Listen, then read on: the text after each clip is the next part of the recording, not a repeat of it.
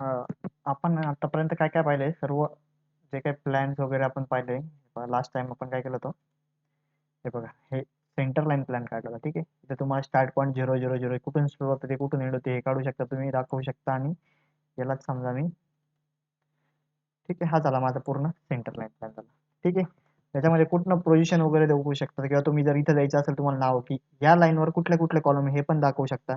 हा तुमची plot boundary झाली 0 पासून तर 11.919 पर्यंत ही तुमची प्लॉट बाउंड्री झाली एक्स ऍक्सिसच्या अबाउट. आणि इकडे बघा 17.650 ही मीटरमध्ये झालेली सर्व कशी झाली प्लॉट बाउंड्री झाली तुमची.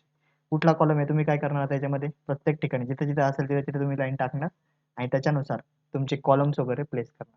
आता याच्यामध्ये बघा, आता मी तुम्हाला प्लॅन पण दाखवले ते बघा. हे सर्व तुम्हाला ड्रॉ करायचे असतं पण आरसीसी झाल्यावरच काढावं लागेल. मी शॉर्ट मध्ये तुम्हाला सांगेल फक्त.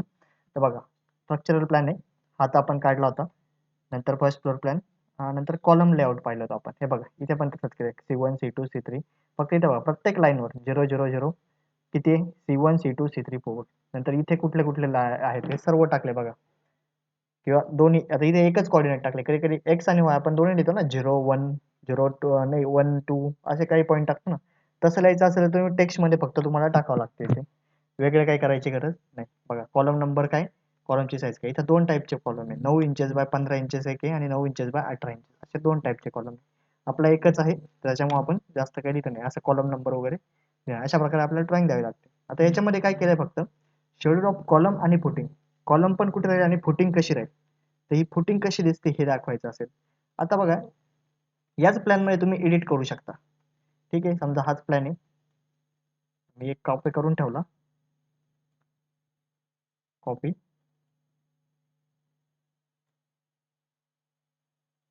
ठीक आहे, आता मला फक्त आहे ना हे जे काही कॉलम बघा, आता मी जास्त काहीच करत नाही, फक्त मला ह्याच कॉलम मध्ये चेंज करायचे. ठीक आहे, या कॉलम मध्ये चेंज करायचे. त्याच्यामुळे इथे पण हे ब्लॉक आहेत तर मी ह्या ब्लॉकला काय करतो सर्वांना एक्सप्लोड करून ठेवतो, म्हणजे याच्यात काही चेंज होणार नाही. किंवा लॉक करून ठेवलं असतं तरी चाललं असतं या पूर्ण. तर मी काय केलं आता फक्त, आता मी काय करत फक्त ह्याच्यामध्ये डबल क्लिक. ओके, मला याच्यामध्ये एडिट करायचं आहे. ठीक आहे, आता मला करायचं काय फक्त की याच्या साईडला फक्त फुटिंग दाखवायची. मला याच्या साईडला काय करायचं, फुटिंग टाकायची. जसं असेल तसं फक्त मी काय करत आता ड्रॉ करेल, काहीच नाही. स्क्वेअर कॉलम आहे, फुटिंग पण स्क्वेअरच राहील. म्हणून काय करणार फक्त ऑफसेट द्या. ऑफसेट काय आता कितीचा ऑफसेट द्यावा लागेल, समजा इथून मला किती डिस्टन्सवर घ्यायचं आहे, समजा इथून समजा 0.6 मीटरवर. ठीक आहे की नाही, लाईन काढतो मी. ठीक आहे, 1.2 बाय 1.2 ची फुटिंग आहे, 1.2.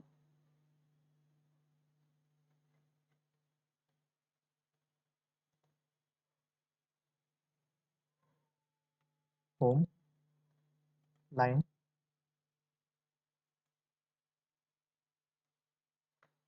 1. कलर वगैरे ते हे होतंय का,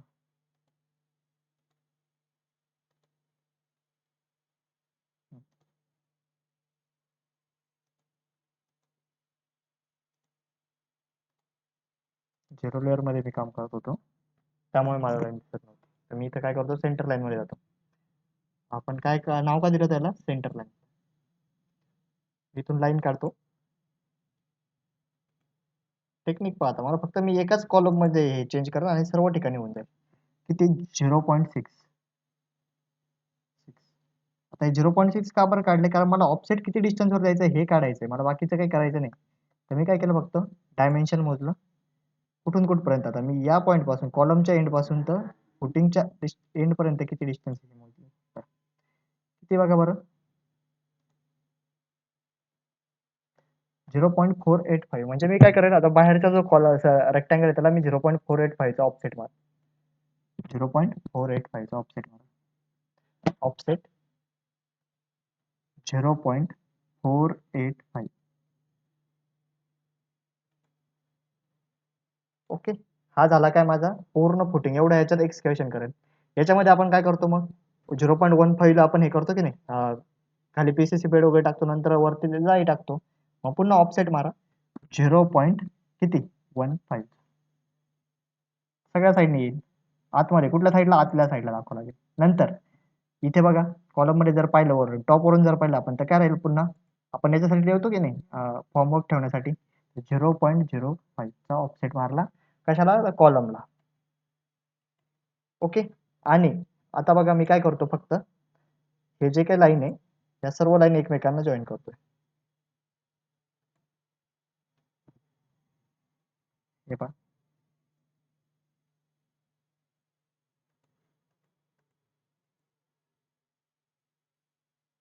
हे काय केलं फक्त लाईन जॉईन केलं एकमेकांना जॉईन केलं.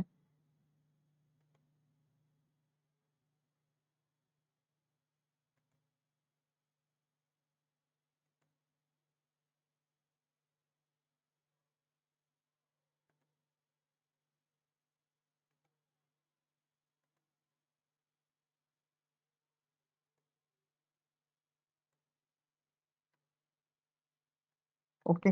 हे झालं आपले हे आपल्याला टॉप मधून काय दिसेल फुटिंग दिसेल. ठीक आहे. कलर घेतला सर्वांचा सेम केला. कलर काय राहील black by layer black. Okay. आता बघा फक्त मी काय करतो क्लोज करतोय.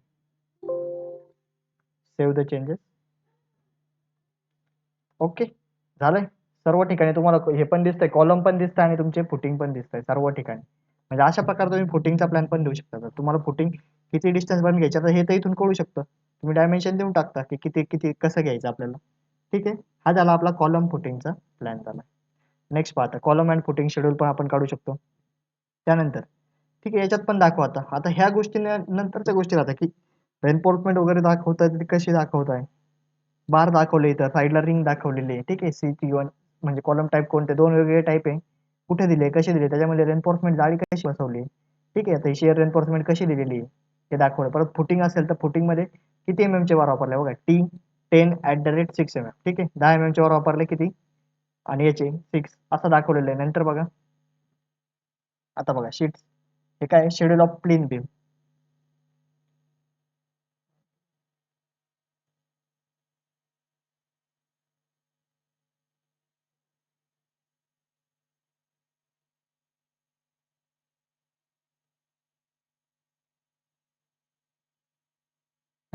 आता बघ याच्यामध्ये काय दिसतंय तुम्हाला schedule of plinth and beam प्लिन beam दिसतंय आणि काय स्टेअर केस दिसते. तुम्ही हे बघा इथे PB1 PB2 PB3 प्रत्येक बीमचं दाखवलं. PB1 कुठला ग्राउंड बीम कुठला आहे हे सर्व दाखवलं आणि त्याचे पूर्ण डिटेल्स इथे लिहिलेले अशा प्रकारे डिटेल लिहिलेले. हे टिपिकल ड्रॉइंग आहे टिपिकल ड्रॉइंग आहे तुमचं. आता स्टेअर केसचं पण बघा प्रत्येक याच्यात स्टेअर केसची कुठे किती रेन्फोर्समेंट दिली वगैरे हे पण दाखवलंय. कुठे कर्टल केले कुठपर्यंत बार घेतले वगैरे हे सर्व दाखवलंय इथे. ठीक आहे. नंतर बघा टिपिकल रेन्फोर्समेंट डिटेल बघा आता typical detail of prop cantilever बीमचं दाखवलंय. सिम्पली सपोर्टेड बीमचं पण दाखवलंय. टिपिकल डिटेल ऑफ स्लॅब पण दाखवलं. आता हे टिपिकल ड्रॉइंग आहे ते सर्व आणि याचे सर्व जे काही दिलेले आहे ते इथे या टेबलमध्ये सर्व माहिती दिलेली राहते. ठीक आहे.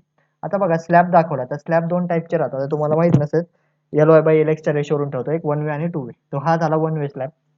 LY/LX ग्रेटर दॅन टू असेल तर वन वे म्हणतो आणि less than or equal to असेल तर आपण टू वे म्हणतो. बघा वन वे स्लॅब असेल तर फक्त एकाच साईडच्या अशा प्रकारे दाखवत आहे बघा. हा S1 जो दाखवला तो वन वे स्लॅब. हा S2 बघा दोन्ही डायरेक्शन मध्ये रेन्फोर्समेंट दाखवता. ठीक आहे. मेन रेन्फोर्समेंट राहते त्याला म्हणतो आपण टू वे स्लॅब. अशा प्रकारे दाखवता. तुम्हाला हे पुढच्या सेम मध्ये राहील जेव्हा तुम्ही RCC वगैरे शिकाल तेव्हा तुम्हाला हे सर्व राहील. नंतर बघा schedule of reinforcement at slab level. Slab लेवलच्या रेन्फोर्समेंट कसे दाखवा ते दाखवलेले. टॉप रेन्फोर्समेंट बॉटम रेन्फोर्समेंट कशी कर्टनमेंटची कशी आपण ठीक आहे ह्या सर्व गोष्टी याच्यामध्ये दाखवलेल्या आहेत. तर अशा प्रकारे आपलं काय झालेलं आहे की AutoCAD मधलं ऑलमोस्ट आपण सर्व गोष्टी ह्या सगळ्या कॉलम कसे घ्यायचे वगैरे फुटिंग हे जे काही मेन गोष्टी हे आपण सर्व पाहिलेलं आहे. तर ठीक आहे तुम्हाला आता एवढे सर्व शीट काढले असतीलच पब्लिक बिल्डिंगचे आणि कुठली रेसिडेन्शियल चेक अशा शीट तुम्ही प्रत्येकाने बनवलेल्या असतील. आतापर्यंत आता फर्निचर वगैरे पण झालं असेल इलेक्ट्रिकल प्लंबिंग पण झालं असेलच सर्वांचं. आता अजून एक राहतं की कंटूर कसं काढायचं. ठीक आहे. AutoCAD मध्ये कंटूर कसं काढायचं त्यासाठी सॉफ्टवेअर होतं AutoCAD सिव्हिल 3D वापरतो आपण. तर AutoCAD सिव्हिल 3D माझ्याकडे तरी नाहीये. पण आपण काय करत असतो की एक्सेल मध्ये आपण पूर्ण आपले जे काही लेवल्स वगैरे आलेले असते समजा माझ्याकडे हे बघा अशा प्रकारे तुम्ही XY Z डायरेक्शन वगैरे मध्ये सर्वच्या सर्व लेवल लिहिता. नंबर बेंचमार्क कुठे आहे तुमचे ते इथे दाखवलं बघा. Road edges road centre river edge हे जे काही सिम्बॉल इथे वापरले रिमार्क्स मध्ये ते सर्व दाखवले इथे. इथे जे काही आहे ते इथे सर्व मेन्शन केलेले. हे सर्व आपण काय टाकले लेवल टाकले हे सर्व पॉईंट्स आहे. हे सर्व पॉईंट आपल्याला काय करायचे होते समजा की आपल्या शीटवर टाकायचे होते. मी हे सर्व पॉईंट घेतले. ओके. नंतर काय AutoCAD सिव्हिल 3D म्हणजे काय AutoCAD सिव्हिल 3D हे नाही, या सॉफ्टवेअरमध्ये नाही. ऑटोकॅड सिव्हिल 3D मध्ये इम्पोर्ट करतो. त्याच्यानंतर मी तिथे कंट्रोल्स वगैरे लेवल टाकतो, कंट्रोल इंटरवल किती आहे माझं काय वगैरे टाकतो आणि त्याच्यानुसार शीट बनवतो. ही शीट बघा ही अशी राहते. ही शीट बनवल्यानंतर ही शीट अशा प्रकारे शीट येते. ठीक आहे, की तुमचे लेव्हल कसे बघा, हे झाले लेवल बघा याच्यामध्ये पाहू शकता. आता तुम्हाला याच्यात सर्व गोष्टी दिसतात जर तुम्ही कंट्रोल व्यवस्थित शिकला असेल. एक तर इथे काय, एक तर हिल असेल किंवा तुम्हाला काय म्हणतो तुम्ही, एक तर वरचा पोर्शन अशा प्रकारे वर असू शकतो किंवा डीप मध्ये असू शकतो. तर इथे तुम्हाला हे कशावरून कळेल की तुमची हे काय लेव्हल काय याची, याच्यावरून कळेल. बघा इथे बघा प्रत्येकाची लेव्हल लिहिली आहे, 3864, 3863, 3861. याचा अर्थ काय, जसं इकडे जातोय तसं आपली लेव्हल काय होते, कमी होते. ठीक आहे, कमी होते. इकडे बघा, आता इथे बघा, इथे जसं जातोय तसं आपली लेवल कशी होते, वाढते. हे सिव्हिलच्या याच्या गोष्टी, सर्वेच्या गोष्टी. हे बघा इथे पुन्हा बघा, या पॉइंटला बघा, ही सर्वात कमी लेवल बघा, किती झाली, 64, 63, 62. हे बघा आणखीन बघा इथे, हे बघा 38,062, 63, 61, 61 पर्यंत झाली. नंतर 61 नंतर पुन्हा वाढत गेली, इकडच्या साईडला पण वाढत गेली, इकडच्या साईडला पण वाढत गेली. बघा 3,875. आता बघा हा पूर्ण पोर्शन एकाच लेवलला आहे. 3,875 ची जेवढी लाईन दिसते ही पूर्ण कशी एकाच लेवलची लाईन आहे. ओके, तर अशा प्रकारे सिव्हिल मध्ये म्हणजे काय म्हणतो, ऑटोकॅड सिव्हिल 3D मध्ये किंवा लँड डेव्हलपमेंट वगैरे सॉफ्टवेअर असेल तर त्याच्यामध्ये आपण काय करू शकतो, हे कंटूर प्लॉट करू शकतो. ठीक आहे, सिव्हिल मध्ये नाहीच, त्याच्यामुळे मी करून दाखवू नाही शकत. याची शीट मी तुम्हाला प्रोव्हाइड केलेली आहे. ठीक आहे, ती सबमिट करावं लागेल तुम्हाला. अशा प्रकारे ऑलमोस्ट आपल्या सर्वच्या सर्व शीट झालेला. ऑटोकॅड मध्ये जेवढा सिलेबस आहे तेवढा झालेला आहे. बेसिक प्लॅन पण पाहिजे आपण, एकदम छोट्यातल्या छोट्या प्लॅन पासून सुरुवात केली होती. हे बघा ह्या प्लॅन पासून सुरुवात केली होती. ठीक आहे, याचा प्लॅन इलिव्हेशन सेक्शन केला होता. बाकीचे व्हिडिओ तुम्ही युट्यूबवर पण पाहिलेले सर्व. तुमचे नेम प्लेट वगैरे असे राहील, ब्लॉक प्लॅन, साईड प्लॅन हे सर्व झालेलं आहे आपलं. आता राहिलं काय आपलं, फक्त 3D ऑइल आहे. तर याच्यानंतरचे जेवढेही लेक्चर राहतील त्याच्यामध्ये आपण काय करू, 3D सॉर्ट करू. ठीक आहे, हे बघा हे कंटूरचं झालं हे, आणि हे पॉलिश सबमिशन ड्रॉइंग ही झाली पूर्ण तुमची सबमिशन ड्रॉइंग. ओके, हे बघा प्लॅन, हा बघा हा प्लॅन इथे पण दिसू शकतो आपल्याला. मी काय केलं, लेअर ऑन केलंय. तुम्हाला लेअर ऑन करून जरी पाहिजे असेल तुमचं ड्रॉइंग कसं दिसेल तर लेअरचा हाच उपयोग राहतो. ठीक आहे, तुम्ही ना काही बाकीच्या गोष्टी डिलीट करायची गरज नाही पडली. आपल्याला गरज पडली का बरं, कारण विंडोचे वगैरे लेअर वेगवेगळे होते त्याच्यामुळे गरज पडली. पण आपण काय करू शकतो, अशा प्रकारे करू शकतो. ठीक आहे, याला म्हणतो आपण सेंटर लाईन. लेआउट टाकणं पण खूप जणांना अवघड जात असतं. ठीक आहे, आता काय करणार तुम्ही, समजा हा पॉईंट तुम्हाला मार्क करायचा असेल, सर्वात पहिले काय करणार, हे डिस्टन्स तुम्हाला माहिती आहे, हे पण डिस्टन्स माहिती आहे. मग इथून म्हणजे काय म्हणतो, एक तर लंब टाकणे म्हणतो आपण, लेआउट टाकतो वगैरे वगैरे. काय एक तर काय आपण 3, 4, 5 आपण म्हणत असतो रेक्टँगल, 3x4x5, 3, 4, 5 म्हणजे काय, एक एक डायमेन्शन 90 डिग्री मध्ये राहतं. बरोबर आहे की नाही, काटकोन, काटकोन म्हणतो आपण त्याला, राईट अँगल ट्रायंगल म्हणतो. तसंच यूज करणार आपण. पहिले ही लाईन काढणार, आता ही प्लॉट बाउंड्रीज आहे, मग याला पॅरलल लाईन काय काढणार, ही काढणार. मग ही लाईन काढली, नंतर यात लाईन, पहिले हॉरिझॉन्टल लाईन ड्रॉ करणार, मग पुन्हा हे व्हर्टिकल लाईन ड्रॉ करणार, नंतर हॉरिझॉन्टल लाईन. मग जो काही इंटरसेक्शन असेल त्याच्या साईडला जेवढं डिस्टन्स असेल तेवढं डिस्टन्स सोडून तुमचा कॉलम येईल. लगेच इथं हे असे पहिले तुम्ही काय करणार, स्क्वेअर मार्क करणार. स्क्वेअर मार्क केल्यानंतर तुम्ही एक्सकॅव्हेशन करणार. एक्सकॅव्हेशन केल्यानंतर मग खाली पीसीसी वगैरे बेड वगैरे टाकून नंतर त्याच्यावर रेनफोर्समेंट वगैरे, मग कॉलम. ओके, ही प्रोसिजर राहील तुमची बेसिक. तर हे सर्व गोष्टी तुम्हाला सांगितल्या मी आतापर्यंत तरी. या सर्वांचं तुम्हाला इम्प्लिमेंटेशन कधी राहील तर नेक्स्ट सेम मध्ये राहील. तेव्हा तुम्हाला हे ड्रॉइंग तुमचं स्वतःच करावं लागेल. आता फक्त आपण जेव्हा ड्रॉइंग करतो तेव्हा थोडीशी एक काळजी घ्यायला पाहिजे. समजा आपल्याला स्लॅबची किंवा एखाद्याचे, समजा एक स्लॅब आहे माझा 4x4. आता याच्यामध्ये जेव्हा मला रेन्फोर्समेंट दाखवायचे असेल, आता असं समजतो मी की 150 mm centre to centre spacing. तर या केसमध्ये आपण काय वापरतो, तो पॉलीलाईन कमांड, पॉलीलाईन वापरतो. मी काय वापरतो, पॉलीलाईन वापरतो. साध्या लाईन नाही वापरत, पॉलीलाईन वापरतो. समजा ही झाली पॉलीलाईन, इथून इथपर्यंत समजा माझी पॉलीलाईन झाली. आता इथे काय विड्थ चेक करा. समजा माझा आता इथे मी एवढंच टाकणार, माझा डायमीटर किती बॉल याचा, जो काही मी बार वापरतो त्याचा डायमीटर 10 mm असेल. 10 mm म्हणजे किती, 1 सेंटीमीटर. मग 0.01 हे मी काय देणार, त्याला विड्थ देणार. ठीक आहे, एंड विड्थ पण किती, 0.01 सारख्या साईजचा आहे. आणि हा झाला माझा. ओके, बघा आता त्याची थिकनेस जास्त असेल, थिकनेस जास्त आहे बघा, थिकनेस जास्त आहे का बरं, आता थिकनेस जास्त का बरं, कारण तो बार आहे, तो बार दिसला पाहिजे म्हणून. आता याला ऑफसेट मारत जाईल. मला जर स्पेसिंग दिली असेल मला याची एवढ्या एवढ्या स्पेसिंग वर आहे, तर मी ऑफसेट करेल समजा 150 15 सेंटीमीटरच्या स्पेसिंगवर. तर मी काय करणार 0.15 ऑफसेट मारत राहील कंटिन्युअसली.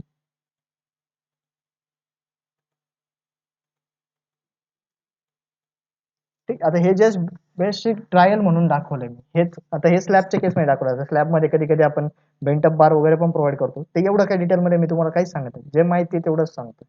आता याच्यामध्ये समजा बीम जरी असेल, समजा बीमचं सेक्शन जरी काढायचं असेल 4, 0.2, हा समजा बीम आहे.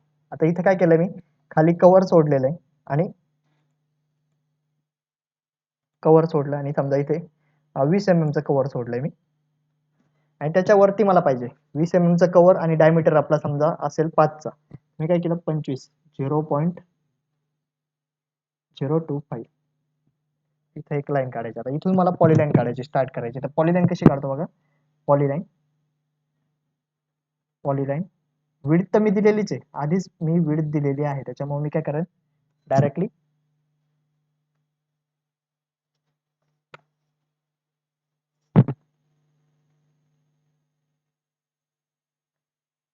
ठीक आहे. इथपर्यंत समजा मी एवढीच काढली. तर बघा हे झाली माझी विड्थ, हा झाला माझा पूर्ण बार.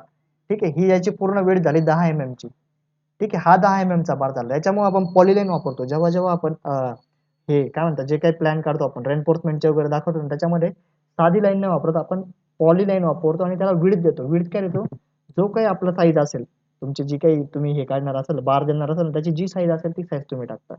एवढे लक्षात ठेवा, खूप महत्वाचा आजच्या लेक्चर मधला सर्वात महत्वाचा पॉईंट एवढाच आहे की जेव्हाही तुम्ही याचे रेनफोर्समेंट दाखवणार, रेनफोर्समेंट म्हणजे तुमचे बार दाखवणार 6 mm, 8 mm, 10 mm, तर ते इथे दाखवा, ह्या साईज मध्ये दाखवाच लागेल. ठीक आहे, नाही तर तुम्ही जर लाईन दाखवली, सिंगल लाईन दाखवली, याचा अर्थ असा नाही होत की तुमचा हा बार आहे एवढा एवढा साईजचा, आपण अज्युम करू. पण असं असेल तर अजून जास्त काय म्हणता, याच्यानंतर समजा याच्यावर रेनफोर्समेंट राहता, याच्यावर जर दाखवायचे असेल समजा हा 10 mm चा झाला, किंवा असं समजून घेऊ की हा स्लॅबचा सेक्शन आहे. मी काय करणार समजा आता पुन्हा एक हे टाकेल, कितीचा आता, आता डायमीटर चेंज करावं लागेल मला, कितीचा 0.00. बघा हा एवढ्या एवढ्याशे बार झाले. हे बार म्हणलं पुन्हा याच्यावर प्लेस करावं लागतं. स्लॅब असेल तर म्हणतं, स्लॅबच्या केस मधलं दाखवतो मी तुम्हाला आता.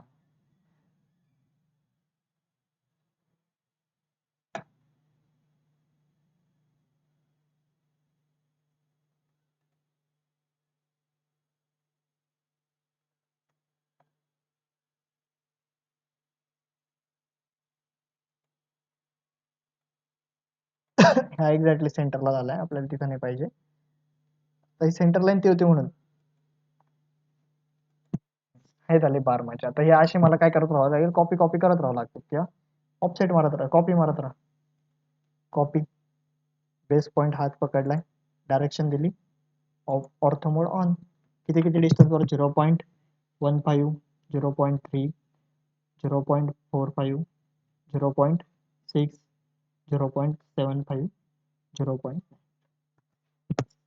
ठीक आहे, अशा प्रकारे तुमची काय दिसते, तुम्हाला रेनफोर्समेंट दिसते. बघा दोन्ही पण, खाली एक रेनफोर्समेंट आणि वरती जाळी जी दिसते ना, ते अशा प्रकारे दिसत असते.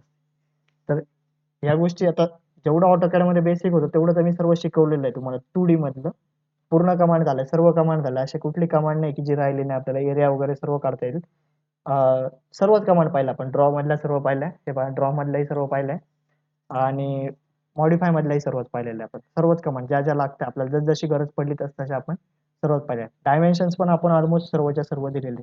ठीक आहे, तर आता तुमचा AutoCAD मधला 2D चा जेवढा काही सिलेबस आहे तेवढ्याच्या तेवढाच आपला काय झालाय, संपलेला आहे. आता जेवढा राहिला असेल बाकीचा, आता फक्त 3D राहिलेला असेल. 3Dचे मी एक व्हिडिओ शेअर करेल किंवा अजून एखादा व्हिडिओ बनवून टाकेल. आपण त्याच्यामध्ये पण एक छोटीशीच बिल्डिंग घेणार आहोत 3D मध्ये. त्याचा पर्स्पेक्टिव्ह वगैरे तुम्हाला दाखवायचं. तर आपल्या आतापर्यंत 7 शीट सर्वांच्या कंप्लीट झालेल्याच पाहिजे. ठीक आहे, चला थँक्यू, धन्यवाद.